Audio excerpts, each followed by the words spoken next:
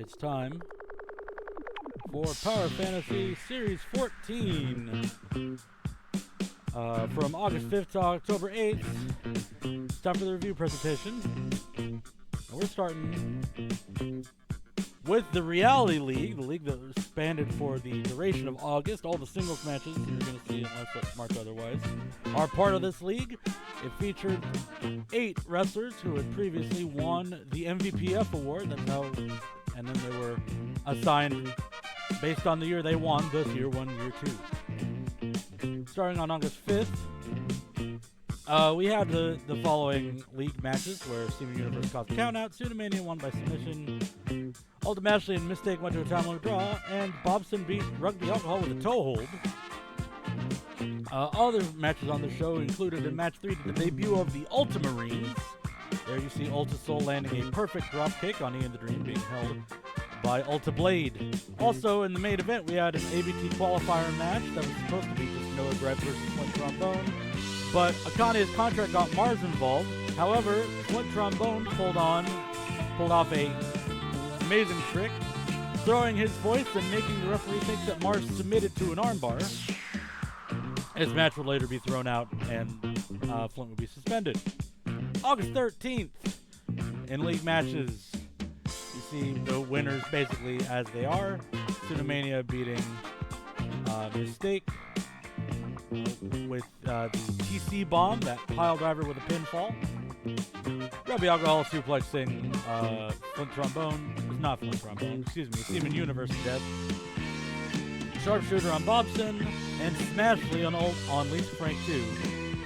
Also on that show, we had a remarkable performance from Chris Gong, who volunteered to fight Killing You Guy for the BFC Championship. Not what you would expect an actor to do, but hey, some actors are built different. Also, we had the ABT Team Championship bout between Triumphant and EFBI's Most Wanted, brought together by EFBI's Most Wanted, having solid performance all year, but this weird way that the title shot was given led to the creation of the ABT Team Pyramid, which we'll see at the end of the month. The ranking debuted in September. We will see what the pyramid looks like at the end of this presentation. August 20th, league matches as shown. Let's see, Tsunamania beat Ultimate Ashley by Lariat. Bobson beat Steven Universe. Tom Ryder beat Rugby to secure his spot in the championship. And in non-league matches, we had, before we get to our main event, we had Pinresh fight Coxer for a shot at the team championship. This was Orion and Dead Ringer, since Flint Trombone was suspended for the whole voice throwing thing. It was Orion that got pinned, but they ended up blaming Dead Ringer, which will lead to the situation we'll see in a little bit. Noah Gripe, after the 3-way was thrown out, was given another shot at Mars, but was put in the Hangman's hold and dispatched as such. And in our main event, Mistake regained the ABT Light Championship in a match that was also a league match by, frankly, knocking out Lisa Frank 2 with the 80-20. This was the final league standings. Here you see Tom Ryder with 5 points in the year 1 block, and Tsunamania with 6 in the year 2 block, thus leading to a dramatic showdown, a feud that had been building up all year, culminating in the finals of the Reality League, where Tom Ryder would come up victorious with the Blue Thunder Bomb. Also on this show was Erwin Handler's return from suspension. Mons Solomon reclaiming the PF2 championship via basically wearing Killing You Guy out with running and then kicking him in the legs until he couldn't stand up. The Ultramarines scoring another victory, and a heated clash between the Naughty Vice Express and Bonami and Mona Lisa Handler. This would then lead, apropos of nothing, to the Fundraiser, our annual fundraising show where our wonderful benefactors donate money to put matches on our show. And here we have the results of the show. All these matches were put together by interested parties, and we thank all those parties. 2 matches we want to highlight here. Match number 5 at the bottom is the debut of Drangsal Ruhe, cult German wrestling figure that was flown in by Pinrest as a dream match present for Brains Almquist which turned into a brutalizing assault with cheap moves, biting, and awful submissions. Awful as in torturous, not awful as in poorly applied. He is a masterful wrestler who's apparently decided in his old age that he wants a chunk out of the competition. And in our main event, Akane Ruby Angel spent pretty much the whole match targeting Lisa Frank's head after she got concussed, thus leading to a knockout via the Ruby weapon. The pinfall wasn't even counted. So obvious was the knockout after the drop on the head. The ref called it off, and that was kind of a sad ending for the fundraiser. Still, we appreciate the contributions, and yeah. September 10th here. We have a couple of interesting matches. We have Gorger surprisingly winning the PF2 Championship from Montsormont after getting him up to beat the machine, dropping him directly on his skull, as you see there. Also in match 4 had an interesting thing. Deadringer was put into a match where he was forced to win if he wanted to stay in the 80s in Cocksure. And Cocksure arranged for him to fight the Bear. Deadringer actually held his own against the Bear for a while, putting on his signature submission to the Salt Walk before just walking out of the ring and leaving Cocksure.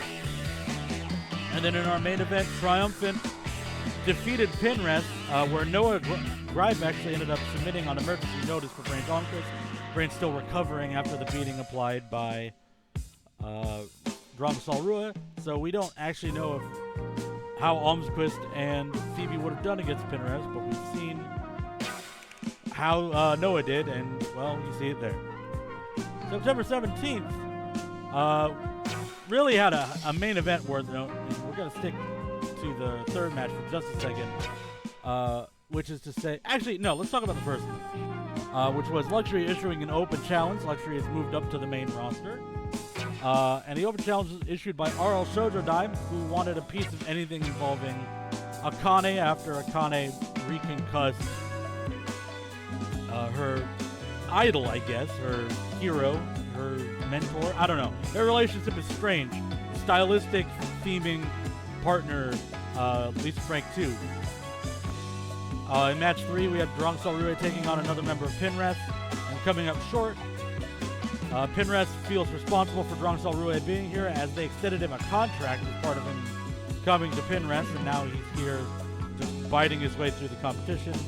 And in the main event, Mystic and Tom Ryder went to an extremely violent and highly contested time limit draw, throwing everything they had against each other, but with no result. But they still wanted to fight. They couldn't barely be separated after 30 minutes of fighting, thus starting our show on September 24th with an immediate rematch. Tom Ryder insisted on it being a no disqualification bout, but as we can see here, we finally froze the frame and got a good shot of footage. Tom Ryder smuggled in a pair of brass knuckles into his tights and brought them into the ring, and beat Mistake with a combination of punches from those brass knuckles and the Blue Thunder Bomb. Mistake fled the building to go get medical attention in a private location, given the whole masked identity thing. But apparently the bruising and swelling was so bad it was obvious through the mask that something was amiss. In match 3, we're just highlighting this because this match fucking kicked ass. Ellen Ellis and the Hierophant defeated Noah Gripe and Amazing Grace. It was put on because those 4 were people that were supposed to be, that were in the drawing for the title shot at the fundraiser.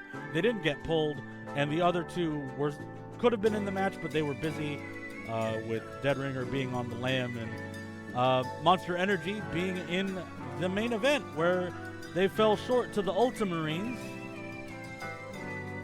caused by the Blade Trap, the knee to the face, by Ulta Blade. Yes. October 1st. Mars and Rugby Alcohol was thrown out after Mars applied the Hangman's Hold, which had been outlawed since the last time they used it. But it was supposed to be a count disqualification, and instead the match was immediately thrown out, which caused the legal team of Akane Ruby Angel to jump into action and get the entire match thrown out. So it doesn't count on anyone's win record, but it does mean that no one gets it, that Rugby does not get a shot at Akane. We had Drangsal Rue's next victim in Pinrest being Phoebe Keto. And there we finally have on film some of the biting that's been happening. Match 4, RL Shoujo was challenged by Akane Ruby Angel to find a partner to face her and a partner of her choosing. Akane had added Dead Ringer to her stable.